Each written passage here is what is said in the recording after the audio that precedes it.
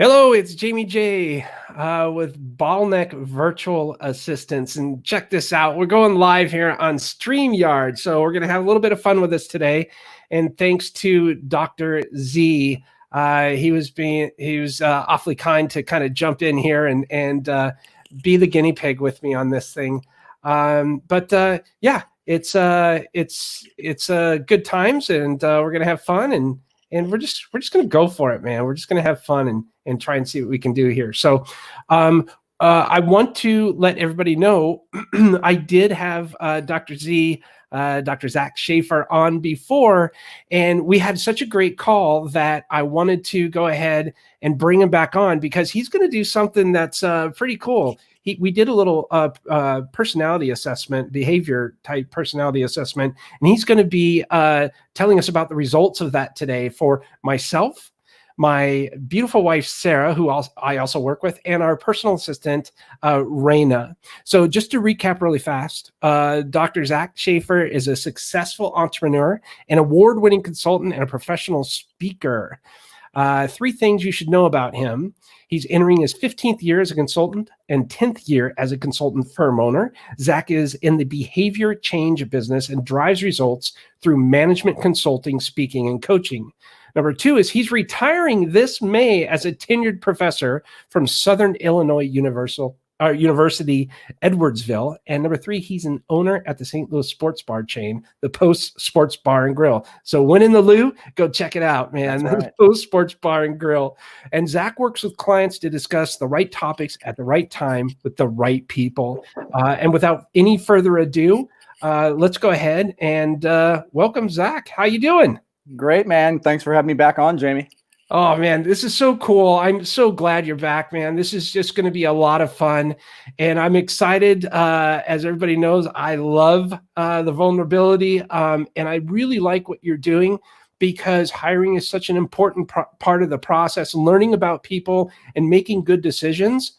I think, like you said, science or your gut, right? I think it's a little bit of both, but science has a lot to do with it to drive that. And maybe it just kind of ensures that your gut was right, the right way and stuff like that. So absolutely. Yeah. I phrase it like that in the title, and you've already get the gold star for getting the correct answer, because it isn't really an either or, it's both, right? Yeah. You need to pay attention to your instincts, your intuition, what your gut's telling you. But what science has shown is that over the long haul, our gut can be pretty wrong, especially in the case of a casting call, which is what I call interviews. Because when people are going through the interview process, we're projecting what we want others to hear, and we're putting forth our best foot forward, or we're trying to. And sometimes it can be tough to cut through that because we're human and we want to like people. We want to get along with people. We want them to like us, etc. And so having some behavioral data, some cognitive data, and some other type of data can just give you a much more well-rounded understanding of a person's not just capabilities, but what drives them. Right. And I did from time to time, just so you know, with this being live, I might introduce a couple people with comments there. Gracia Ann Garcia is watching from Sudi. Wow. So people are going to be coming in from all over the place to kind of grab tips and stuff on this. So if you have questions as you're watching along with this, or you just want to say something, by all means, pop in there and I'll be sharing it with you as Dr. Z goes through the reading here. I guess that's what you call it. I call it a readback, a conversation about what drives you, whatever you want to call it. Awesome. Fantastic. Well, so what do you need to do, or what do you need from me? Probably just share screen. So I'll click share screen. Let's see. And then sharing screen, share screen. Let's see if it works there. You able to see what I got? There you go. How's that? Perfect. So, yeah, you tell me how you want me to kick this off, and then I'll be ready to rock and roll whenever you want. Go ahead. Let's go ahead and get started. Just so that everybody knows, Dr. Z sent over a quick questionnaire And on this questionnaire, it took us about, I don't know, 5 minutes, maybe 10 minutes. And Yeah. we just selected some things about how we think people view us, how we want to be portrayed, things like that. It was pretty easy. And this is just one of the things that Dr. Z will work with his clients on to help you make better decisions. And it's just, it's good from a knowledge point of view, I think. Yeah, absolutely. And I like that you're honing in on the hiring aspect, because that's where most companies start with this type of data. But it really is just the tip of the iceberg, because once you hire the right person, you need to keep them challenged, engaged, motivated, on their toes. And all of this type of data, whether it's through my system, predictive index, or, there's a lot of other ones out there too. It's about retention. You got to keep good people once you get them. And oftentimes, when I get called in, I do a lot of conflict management as well. And, people are dissatisfied. There's friction, there's tension. And so I always ask, did you hire the people this way? And the answer is, of course, no. Well, what happened, right? We turned them into this somehow.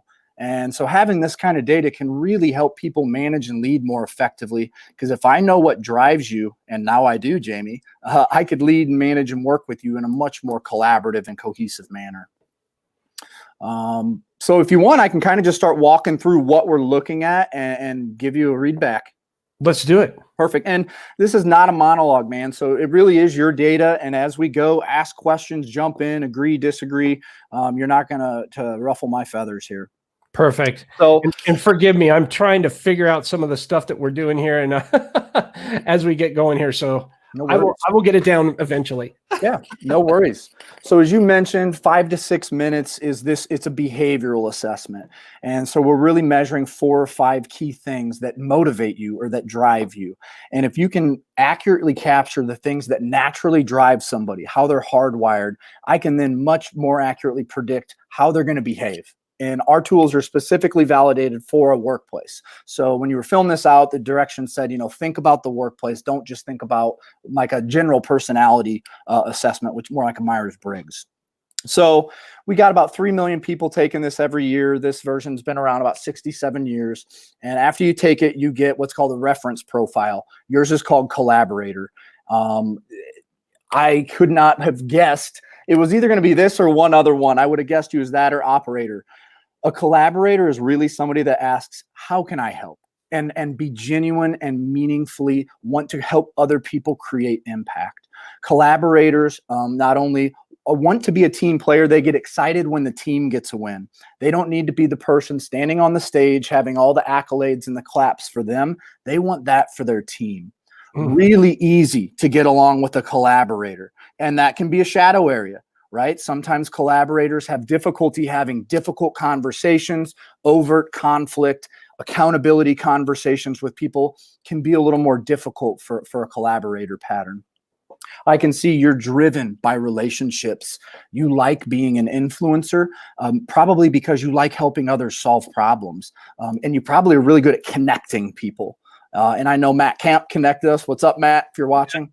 How's it going, Matt? I would assume that you probably are as close to good a connector as Matt based on your profile.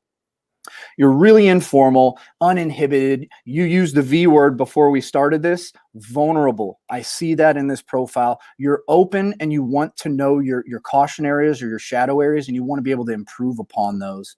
Very coachable, open to growth and improving, but you want to know the process. You like having a process or a method to your madness for how you engage your workflow.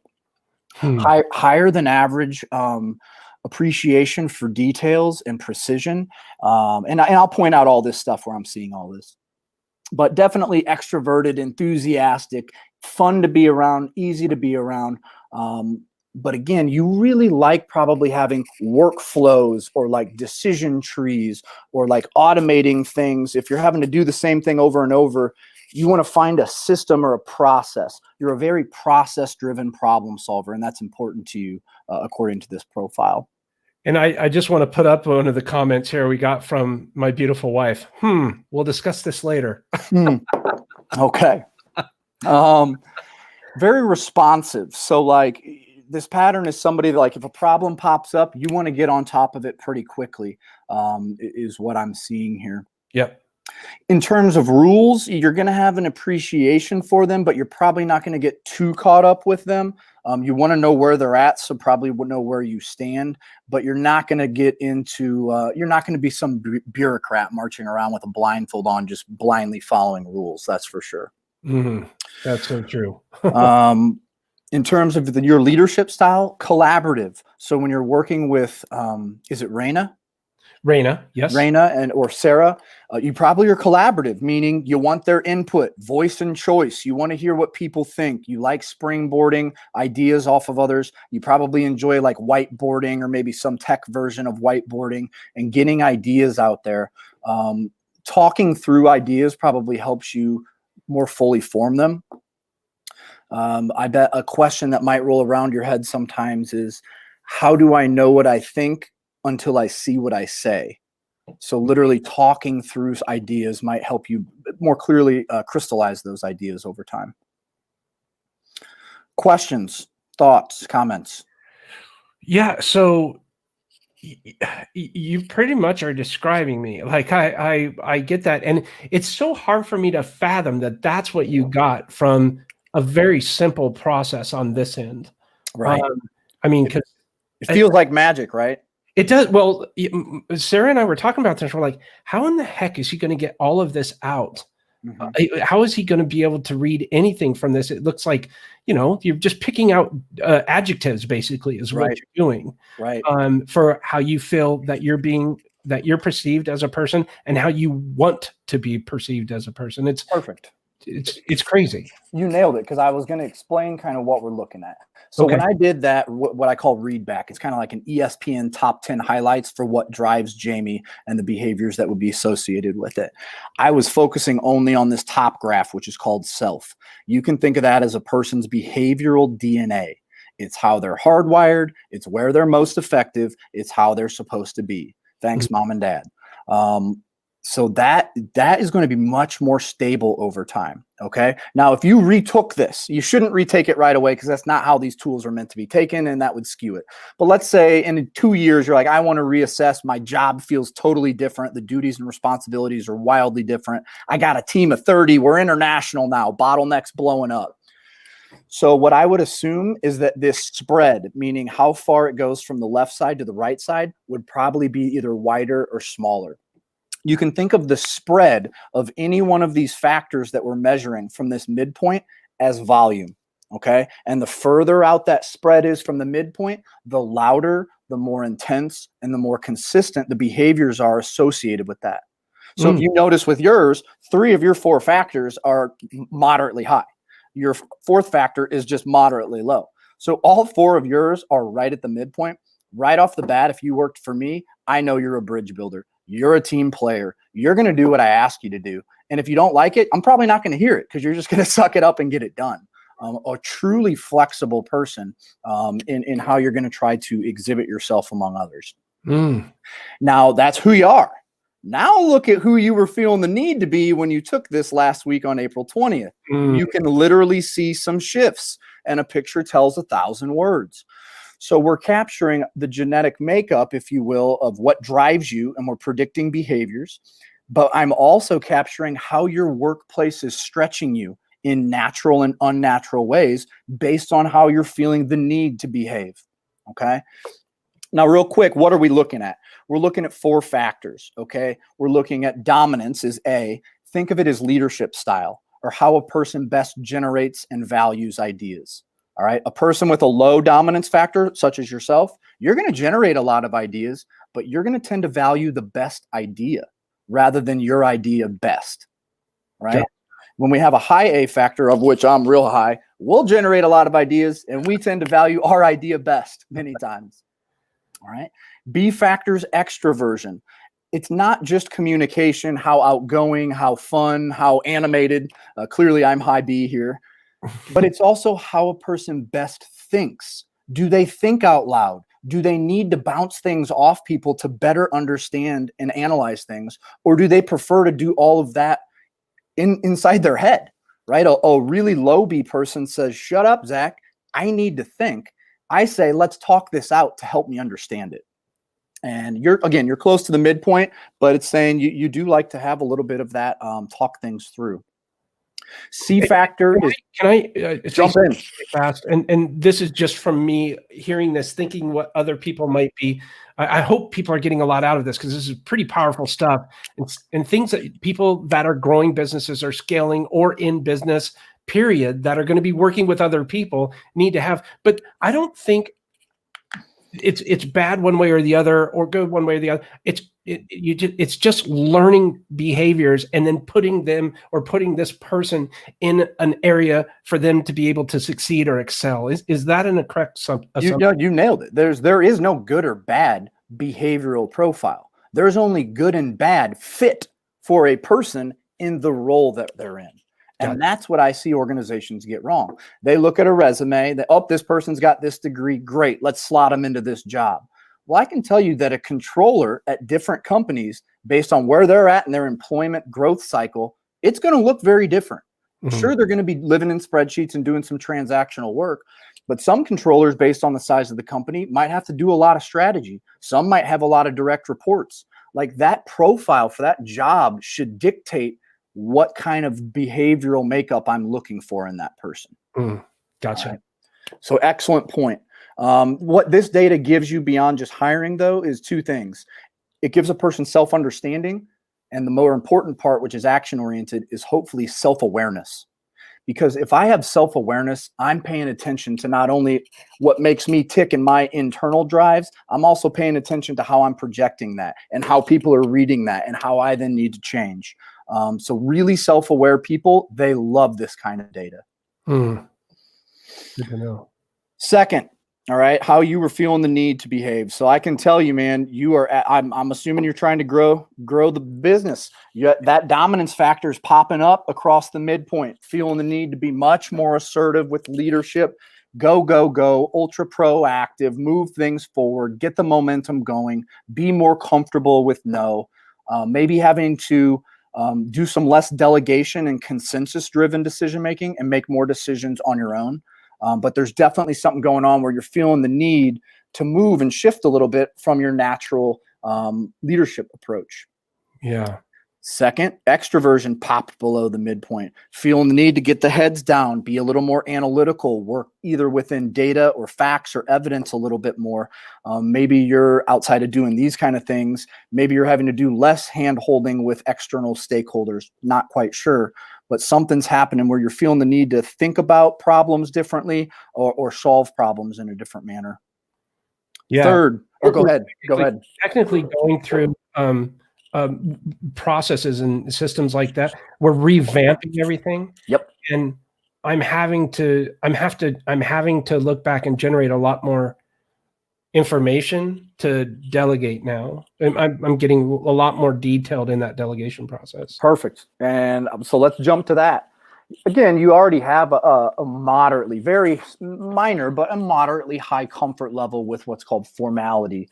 Think of that as risk, rules. The person with a higher formality always prefers to have more information before they're comfortable making a decision. You're basically kissing the midpoint. That suggests you are comfortable with ambiguity and uncertainty, but if given the opportunity, you'd probably prefer to have more information. That's popped up a little bit, right? So that's telling me absolutely you're getting into the details, building out systems, and you're feeling the need to do so at a pretty rapid pace. So you're probably having less time to think through your decisions than you might prefer, but you're feeling urgency around whatever's going on in the workplace, and you're trying to move things forward at a faster clip than you might actually like. Oh, interesting. Yeah. This is important. So you're stacked right here. Okay. You can think of the dominance factor as the gas pedal. The formality factor is the brake. When you're in a car and you got your brake and your gas down, what's happening? I'm spinning, burning. Brother, you're analyzing. You're in analytical mode. This is an analyzer profile. So internally in this person's head, it can look like that tire spinning and the smoke going until somebody else is like, we got enough info. Let's go, man. It's analyzed.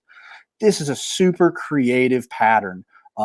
meaning you're going to have thought through every angle, every perspective of an idea, most likely, and be very comfortable around it. But sometimes you might have a little buyer's remorse before you're comfortable moving forward. Is there anything else we're missing? Do we have all the right data or the right studies to move forward? So this suggests you have a little bit of an analysis paralysis you might be feeling. Gotcha.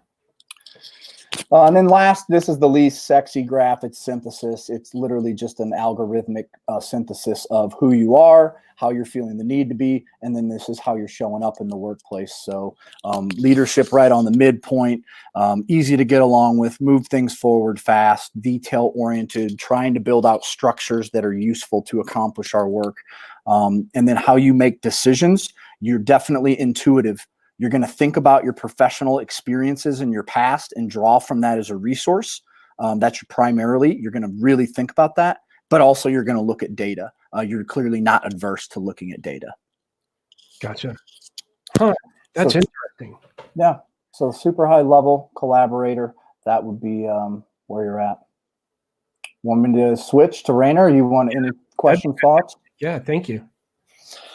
So hers is an operator. So your pattern and her pattern, if you think of it like family, you guys are cousins in the sense that they're just really closely related.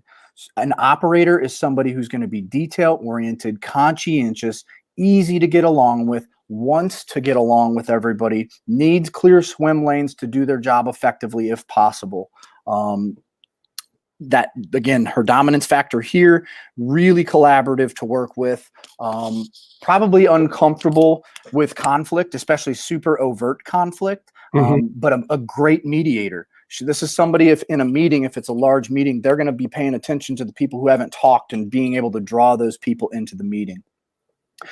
Very linear problem solver. If I give her 10 problems or issues to look at, if she has the time she wants to organize them, then start with number 1 and not think about number 2 until number 1's done, and then go on to number 2. Oh, wow. Very linear sort of engineering approach to problem solving, if she probably has the time. And sometimes people don't have the time in the workplace to do that.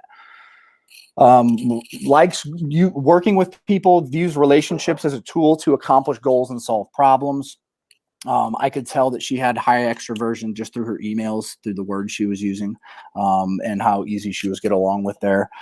D factor, again, right where a little higher than where you were, but same type of area. So comfortable with some of those formalities, but not off the charts. She is, though, looking at her D factor with A. So all that means is her risk profile. She wants to protect the company's resources, right? Whether that's money, people, time, intellectual property you've created. So she's probably going to ask questions when you guys are problem solving or doing things. And that's to make sure we've got the right things on hand to make the best decision possible. It's not like to slow things down or to be an obstacle. It's quite the opposite. It's to make sure we're making the best decision we can. She does seem protective. Yeah, and that's that risk profile of having a need for formality that's a little higher than that need to control or that leadership style. And that usually comes out in the form of question asking. And then when you balance that with somebody who's an extrovert, they're going to do it, and they're going to have great messaging with how they ask the questions. So they're never going to come off rude or sharp or things like that. But, they might have some more questions when you're dealing with a novel idea or breaking into a new market, adding a new service, that kind of thing. Interesting. Yeah. So notice her pattern. Very strong alignment, meaning they look very similar, right? Yep. So what does that mean? Well, pretty much who Raina was when she filled this out is pretty close to who she was, having the need to be in the workplace. And so obviously that's going to be what you guys see in the workplace. Now, there are a few small shifts. So she was feeling the need to have maybe be a little more heads down, a little more analytical, be a little more open or comfortable to working with facts. Not a big shift at all. Her need for patience or work intensity, it didn't shift at all. And then her need for formality barely shifted to the right. So maybe just a little higher attention to detail or precision, comfort with rules, building out rules. Something's happening there. But those shifts she's feeling are so natural. She doesn't even have to be very conscious with them. So would you correlate this to any type of confidence? Confidence is usually a factor. So Okay. people with really high A over here, anywhere on the right side, any factor to the right is considered a high drive. Any factor to the left is a low drive. Now, it doesn't mean that this person isn't confident in themselves. What it means is when this A factor is over here, you're just going to know that those people are confident in themselves a little more clearly. I was wondering, since it's such similar patterns between self and self-concept. What that means is who she is hardwired to be is how she's feeling the need to be. So I guarantee she just wasn't feeling a ton of stress, like a negative stress. She was in the zone, if you will. Like, this is what I want all my clients' patterns to look like over time, is just be aligned like this, because who they're hardwired to be is what their job in the workplace is asking of them. And that's what's going to be observable to other people. Gotcha. So you can see by mine, since it was so different, that there was maybe stress related. Oh, 100%, dude. Absolutely. But again, we deal with stress in different ways. But if we sat down and got more in depth, you are feeling this. Like, these shifts right here with the A and the D, like that's a conscious shift. There's something going on where you're really having to dig into things that either you might not like, but they're necessary for your business goals and where you're trying to go. There's something happening where you're really having to lean in, because when where we're at crosses the midpoint down to here, we feel that internally and physiologically. Man. And so, but again, over time, it's all about what can you manage. And from an organizational standpoint, it's a great coaching tool for your team members to make sure we see these gaps, identify, are we creating the roadblocks? Are they a problem? Can I help remove them? What can we do there? And get to them before they create real business problems. Oh, that's so cool. Okay, I'll do Sarah's here real quick. Let me see. I've got a comment here. Yeah. Mark Sander Wolf, he says, he's asking, is there a matrix or a guide that shows which profiles work well with others? Yeah, so we have all kinds of data on that. Absolutely. I would say what it really gets to, and maybe he wasn't asking this. So your answer, yes, we have all of that. What most people want to know is, who will I get along best with in the workplace, and who will I get along least with in terms of the profiles we have. And at least within our system, and I'd say other systems that measure similar types of drives, you're going to get along best with people that are hardwired like you. Why? Because they think like you. They're motivated by the same things you are. Yep. And so when we're around them, we're like, oh, yeah, I like the way that guy thinks. Well, yeah, because it's how you think. All right. Where we tend to have the most friction up front is where people are hardwired the exact opposite, because they literally are driven and motivated by completely different things than you are. Having said that, the most productive workplace relationships that I've seen as a consultant are when you have that complementary, those differences, and they're acknowledged and you're aware, because now you're going to look at problems from totally different angles and completely appreciate it. I love that. Maybe not understand it. And it might slow the process down a little, but when you know they're doing this because that's how they're wired, and that's an asset. That's a competitive advantage for our team. They're not doing it to piss me off. That leads to superpowers for teams. You know what I like, what I think too is powerful about that is you can have completely different opinions on something, but understand and agree on the vision, the mission, the core values. So you can come together there and share a similar belief system, just go about it in a different way, right? Would that be an interpretation of what? Yeah, absolutely. It's the term the fancy term is equifinality, that there's you can get to the same endpoint from different starting spots, and you can take different paths. Right now, then we can talk about what's efficient, what's effective. My grandpa said it better. There's more than one way to skin a cat, right? So when I have work with clients and we set a job target. So today I was working with a client and they have a controller position, right? Accounting bookkeeper, basically, with a little bit of strategy thrown in. And we were analyzing and interpreting some of the people that came in. They were all over the board. Does it mean that one person is going to be vastly better at the job? Well, I don't know. That's what we're trying to predict. But I can predict, based on the target they created, that certain people's data, they're going to be able to do that role with much less effort and not having to lean into behaviors that aren't natural to them. You want people to be in a position where the job description and their behavioral and cognitive requirements just come second nature to them, rather than having to really focus in on something all the time in their job that they're just not natural at doing. That makes a lot of sense, for sure. Sure. So you want me to go through Sarah's here real quick, and then I can pull up a little team snapshot that's kind of cool. Yeah. Perfect. So by the way, go ahead. I did want to say Mark said, yes, that was the question behind the question. And then Raina came in and said, that was so interesting. And then simply Sarah was agreeing. Cool. So the individual readbacks are cool. You know, these are just high level. I much prefer when I start these, we start off, what's your day-to-day like? Like, I want to get into the nuts and bolts of a person's job. So then when I do this, I can really tie it into, I bet you do this in this type of area. I bet you have problems with these kind of things. This is more of a generalized version. You probably get a lot of, yeah. Oh, it's way easier for me too to contextualize it when I really have an understanding of somebody's day-to-day. Gotcha. Sarah's an individualist, is the name of her profile.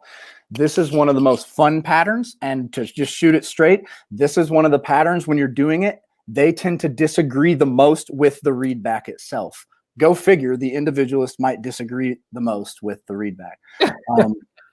Why do they do that? Well, most individualists tend to be pretty self-motivated, confident, assertive, proactive. I got a baton right here. They want to take the baton and go. They don't like sitting around typically waiting for someone to hand it to them. They want to move things forward. Individualists like to be change agents, think strategically, create a vision, blast it out into the future with some uncertainty, and they're comfortable around that. But really the most powerful descriptor for an individualist is persistence. They're going to be, once they set themselves to a goal, they are persistent about getting it done. They're going to overcome obstacles. It might not hit their initial deadline, but they're going to keep plotting until that damn goal gets accomplished. So very persistent problem solvers. Definitely likes to work things out in their own way and using their own ideas and their own methods. That stimulates them. I can see that Sarah's very task driven. Like, let's get things done. Let's knock them down, approaches them, maybe even technically, if you will, but really methodical about knocking things out and results oriented. Definitely naturally open to trying new things, experimenting, doing, so I bet if you guys have company huddles where you're thinking about, new opportunities for Bottleneck, I bet those can be really stimulating conversations, for her. Easy to get along with, but not, she's on the opposite end of your two's extroversion. Both of you are right here, moderately high. She's moderately low. So still friendly, smiling, but she's going to solve problems a little bit more naturally in her head first, is just a little more comfortable there. Dealing with facts, figures, data, not a problem for her. She would be somebody, if she was working with me a lot, she'd just say, shut up, Zach, give me a second. I need to think, like, be quiet a second, maybe. And based on where her A is, she's probably fairly comfortable with maybe being candid or just a straight shooter, with communicating to people, just very results driven to get things done. Yeah. But comfortable, naturally comfortable with the fact of that ambiguity, uncertainty, the fact that not everything can be predicted. We can't have a script or a standard operating procedure for everything. And maybe that's okay. But maybe in her role, she's having to build out some of that. I'm not quite sure. We'll see here. Yeah, well, she's doing a lot of stuff like with payroll. And so she starts doing, and she has a system down, she's great. Look at that. Things that she's doing, trying to figure out for the first time, it could be a little frustrating to her. Absolutely. Look at this. So the D factor, she's doing payroll, boom. Obviously, she has to be precise and very focused in on that detail type of work. Would that be her favorite thing to do? I don't know. I don't know, but it doesn't mean she can't do it well and with excellence. But I guarantee, when she's having to do that work, she's focused in. That's a conscious shift. But look what happens with her work pace. She likes that steady, dependable, methodical approach, process-driven problem solver, right? Let's build that way. So that's jumped up even more. So guarantee if I simply got to do, I did a long-term consulting project with you guys and just did some day-to-day observations and shadowing. I could identify all kinds of little methods that she has that she might not even know she does, but just things that she does in a certain way or according to a certain rhythm or cadence that's useful to her. I'd say her biggest shift, though, is that A factor, right? She's naturally, it's saying, hey, she's somebody that she can take that baton and go pretty comfortable, but she's feeling the need to pull back and really be more collaborative with her leadership style. So she might feel that internally a little bit. So that would be something to just pay attention to, be aware of, because definitely people who are up here, they like to have ideas. They like to throw them out usually. It can be exciting when your idea gets used. As somebody, I'm a 6 Sigma spread. So my A is over here.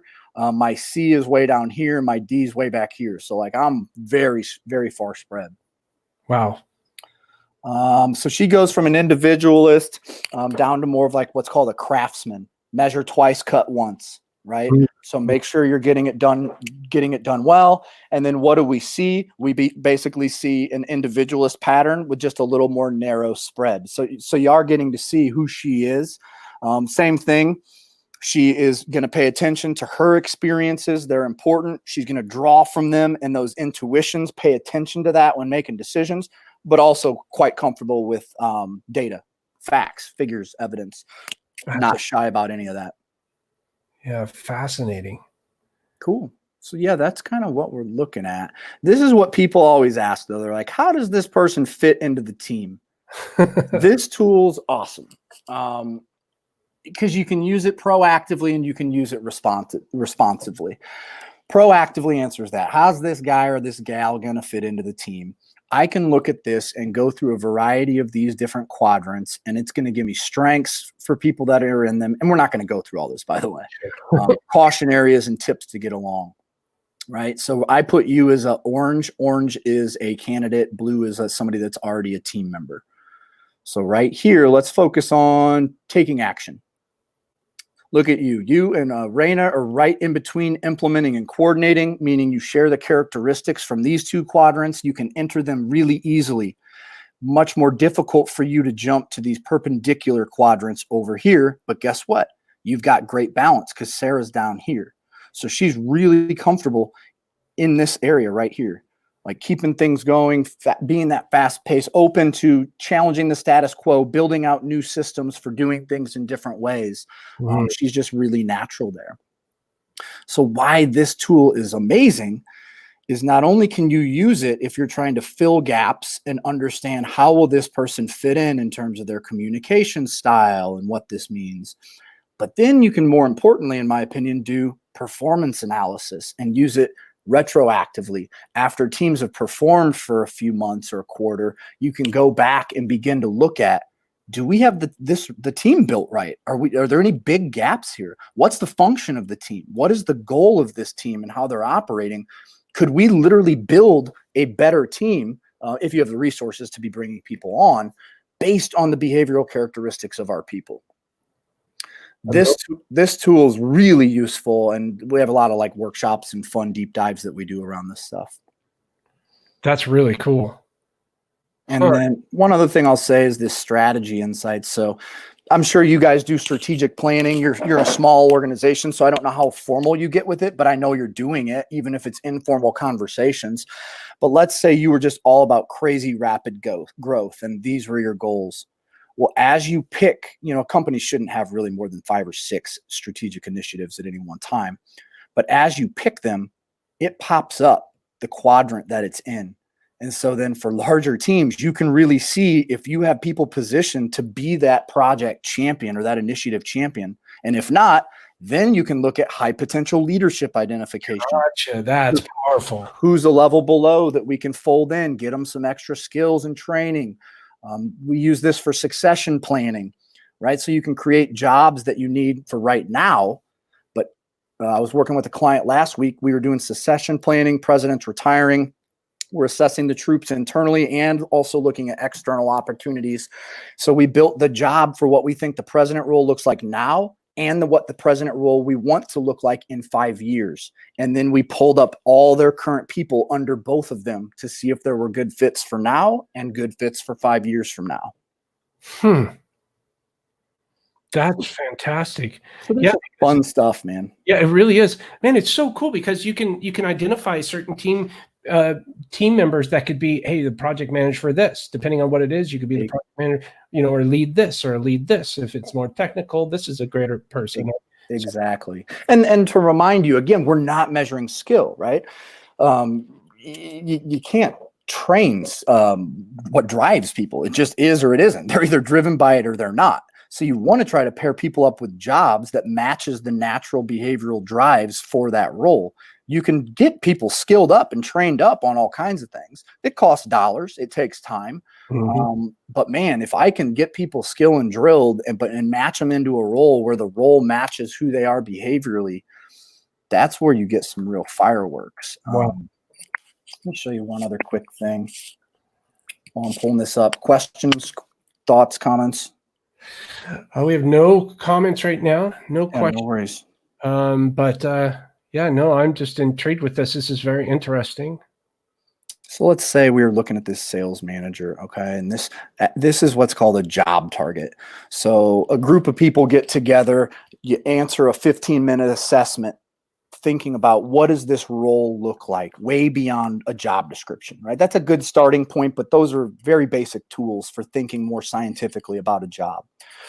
So once you get your hiring committee having filled this out, meaning a high performer in the role, that person's manager, their manager, member of HR, executive in charge of the function area, then I help them set this target, right? And so then once people apply, and this is all fake data, we can then just simply overlay people's personal data over the job target.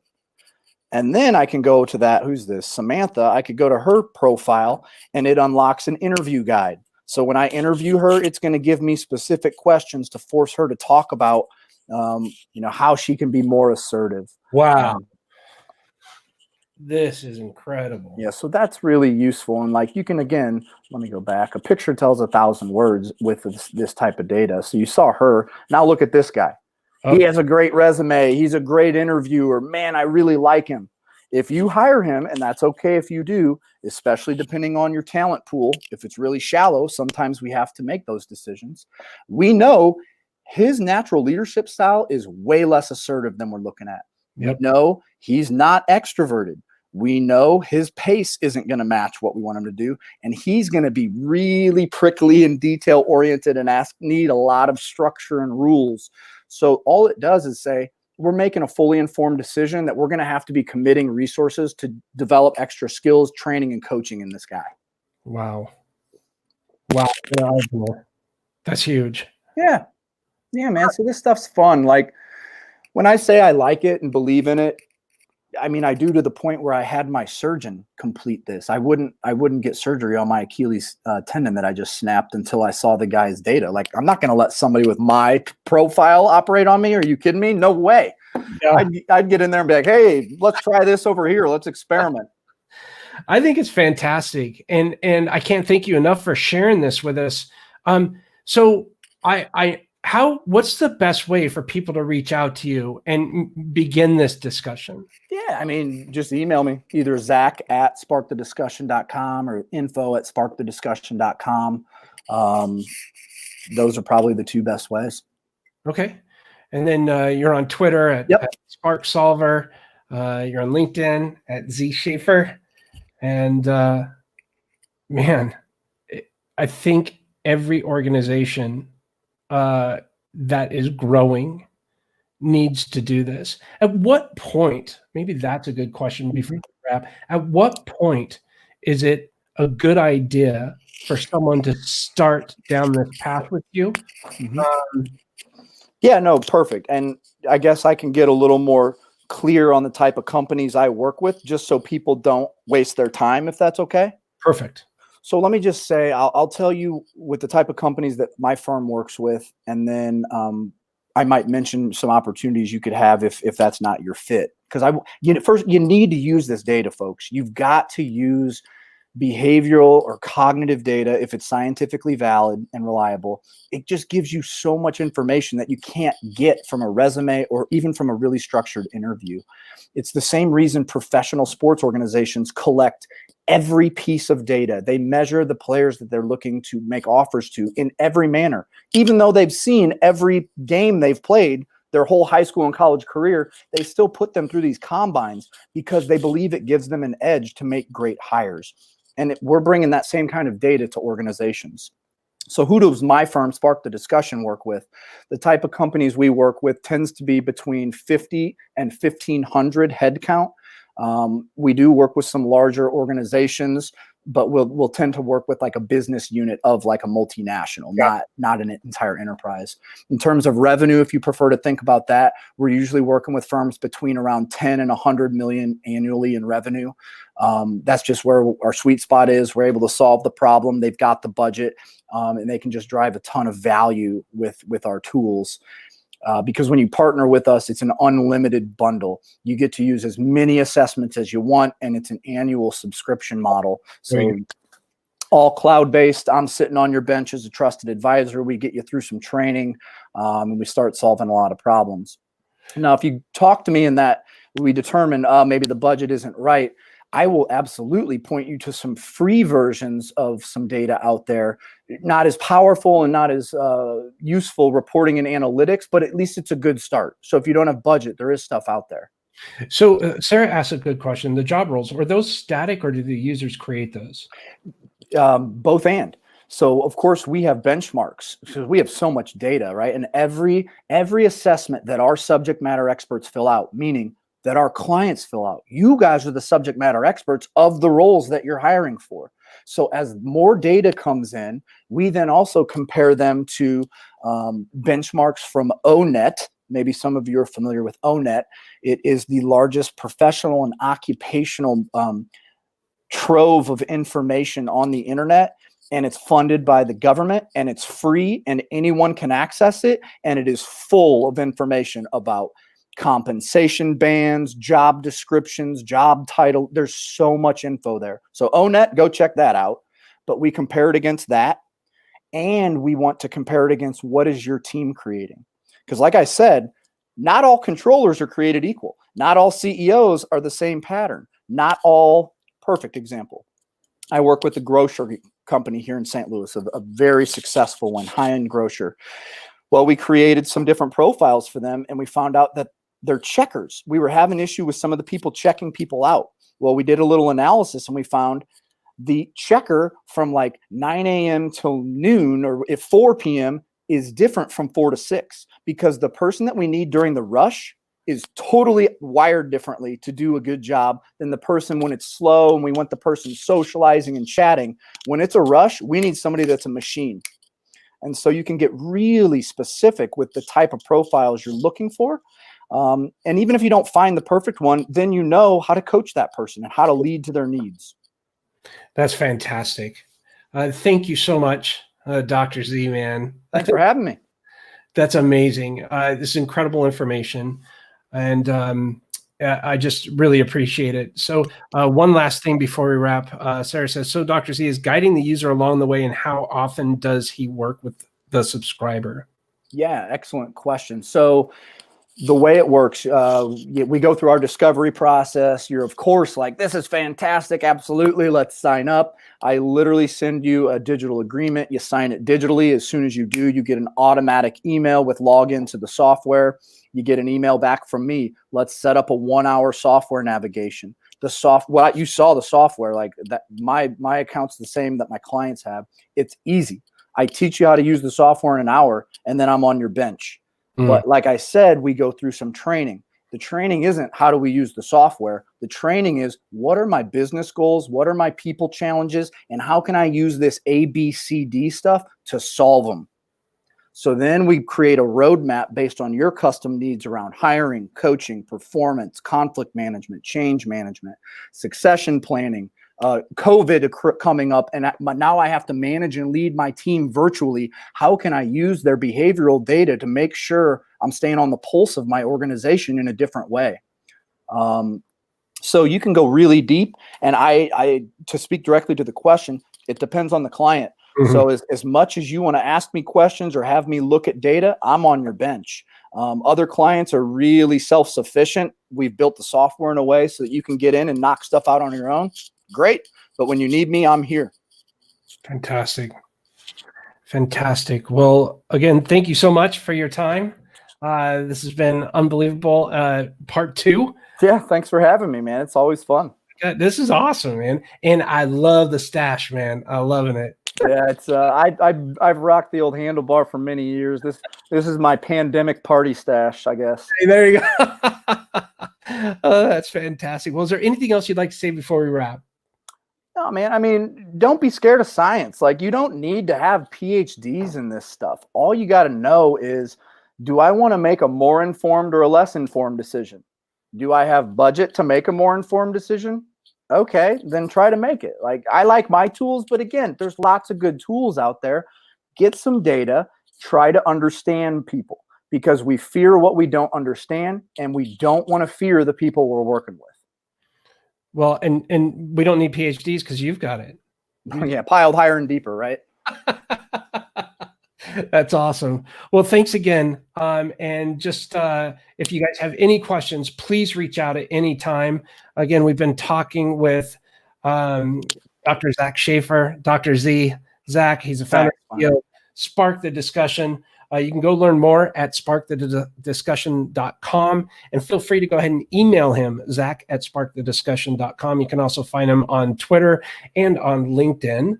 So reach out to him, definitely ask him questions, and see if he might be a good fit to help you out. I can't recommend him enough. So thanks again for joining us and hanging out for a while. Awesome, man. Hey, thanks a lot for having me, Jamie. I really appreciate it.